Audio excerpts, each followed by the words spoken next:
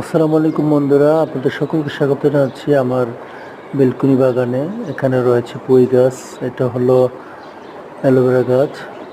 এখানে রয়েছে পুঁই গাছের বড় একটা গাছ হয়েছে। এটা হলো ক্যাকটাস গাছ, অসম্ভব সুন্দর।